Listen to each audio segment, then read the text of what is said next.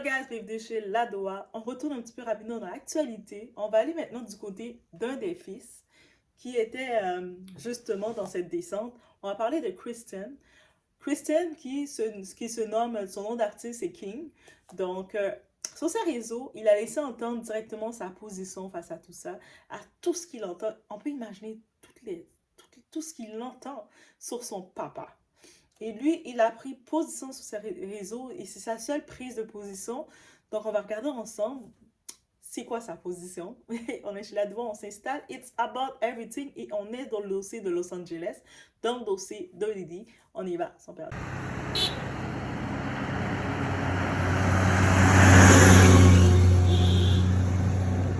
Ok, c'est bon, allez.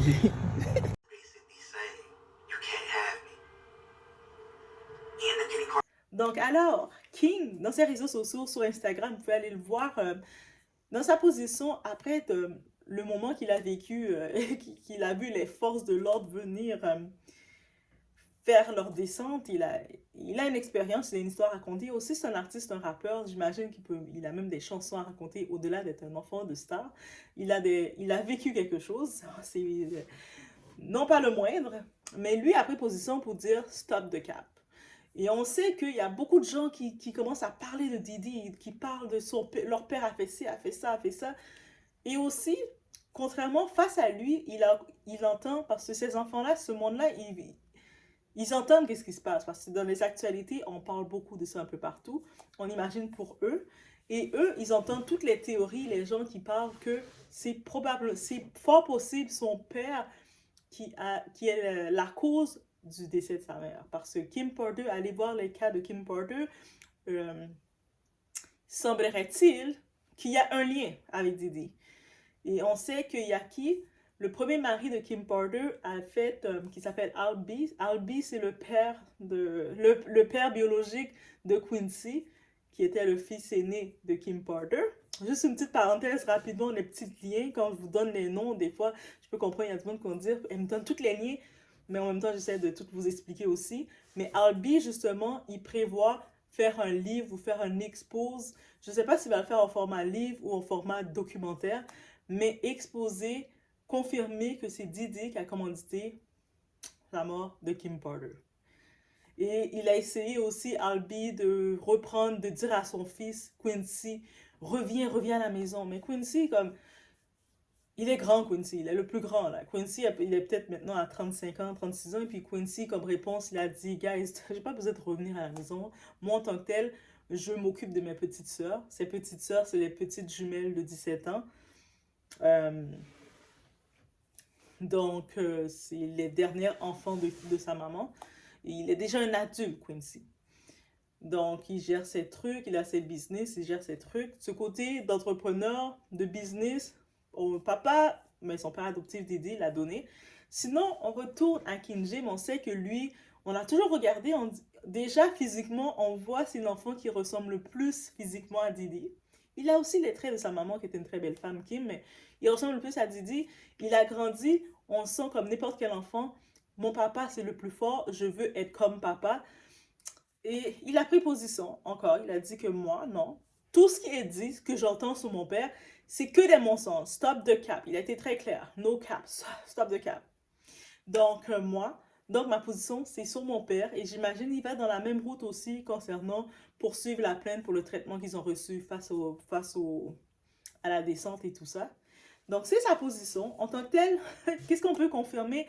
Didi qui réclamait du support, qui réclame un peu d'amour. Peut-être de ses amis qui faisaient la fête, il les a pas, mais finalement, c'est ses enfants. C'est ses enfants qui lui donnent du support. Au-delà de Kristen qui a pris position quand même sur sa plateforme, qui a laissé entendre qu'est-ce qu'il pense de tout ça, on a les jumelles aussi de 17 ans, ces jumelles qui avaient fait un message, quand il était à Miami avec elle, elles avaient fait un message aussi pour laisser savoir que elles sont avec leur papa, elles sont du côté de leur papa. We love you, daddy, t'es notre monde. Et on peut comprendre, on a beau penser, voir tout ce qui arrive sur Didi, oui, on le voit comme étant le public spectateur, et il y a aussi des victimes, il y a tout le monde qui donne leur témoignage, mais on se rappelle aussi qu'il est papa. Donc, est-ce qu'on peut être fâché que ces enfants décident de prendre position sur la personne qu'ils ont grandi avec? Parce qu'au-delà, on n'oublie pas que Didi, tous ses enfants, c'est lui qui était en garde principale de ses enfants, même si leur mère était là. Là, c'est sûr Kim Porter n'est plus là, elle n'est plus là. Mais toutes les mères étaient pas trop loin, ils voyaient leurs enfants, ils avaient accès quand ils voulaient, mais c'est lui qui avait le contrôle complet de ses enfants. Donc, on peut imaginer que là, c'est pas parce que il est en train de tomber ou il y a tout ça qui arrive que ses enfants vont lui tourner le dos, même si ses amis, les amitiés qu'on pensait avoir, qu'on faisait la fête, qu'on a fait les mauvais coups, qu'on a tout fait, nous se dégagent de nous parce qu'ils veulent plus être associés à nous. Ça, c'est une chose.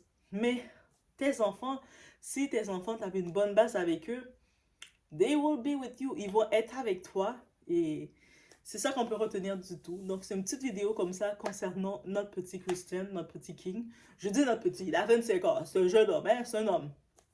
Mais dans tout le tout, il n'y a plus d'autres positions qu'ils prennent. Je sais que ces enfants sur les réseaux, surtout sur Instagram, ils étaient quand même assez présents. Ils faisaient des vidéos, ils faisaient beaucoup de sketchs ensemble, beaucoup de vidéos.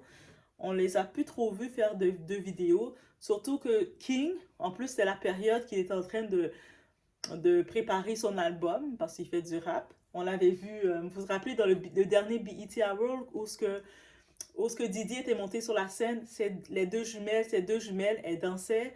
Et puis on avait vu King qui était venu justement pour commencer à un petit peu performer. On le voit un petit peu vraiment sur les traces de papa du côté artistique. C'est sûr qu'il y a un vrai hall, un vrai mur pour lui face à tous les événements qui se fait. Surtout maintenant qu'il va peut-être devoir tout réorienter sa carrière musicale ou peut-être rechanger de style, mais ça va être difficile de lui demander de changer de style. Actuellement, sa position est claire, que son papa, il le défend et que tout ce qu'il a entendu, il n'y croit pas. Ou il veut pas y croire et c'est correct, c'est sa position. Donc, laissez-moi savoir, vous, qu'est-ce que vous en pensez? Et dans tout ça, qu'est-ce que vous en pensez? Donc, les autres enfants, je pense que dans King, c'est King et les jumelles, c'est les deux qui ont vraiment pris position. Les jumelles de 17 ans, les enfants de Kim, et King, le 25 ans, qui est aussi le fils de Kim. Ils ont quand même pris position pour leur père, mais il faut pas oublier que ces enfants-là, les enfants de Kim, ils sont déjà orphelins de mère. C'est-à-dire, Didi, c'est leur seul parent qui les reste. Donc, ils vont s'accrocher à l'enfant et c'est tout à fait normal. Donc, on va pas donner de mots négatifs, dire ils doivent cracher sur leur père comme tout le monde parce que eux autres, les enfants de Didi, ils n'ont pas la même vision que nous de ce qu'on entend sur lui. Aussi, juste une parenthèse, je laissais savoir, il y a aussi Quincy qui est le fils adoptif de Didi. Quincy, on sait Quincy Brown. Quincy, c'est le premier enfant, c'est l'aîné de Kim, de la maman qui est décédée, et le fils de Albie. Albie, il avait renoncé à ses droits parentaux et c'est pour ça que quand, peut-être c'est par force, parce que lui laisse entendre que c'était par force. Donc, il a fait plusieurs années et puis Didi était complètement a traité Quincy comme son fils et puis je pense qu'il est dans l'héritage de Didi aussi.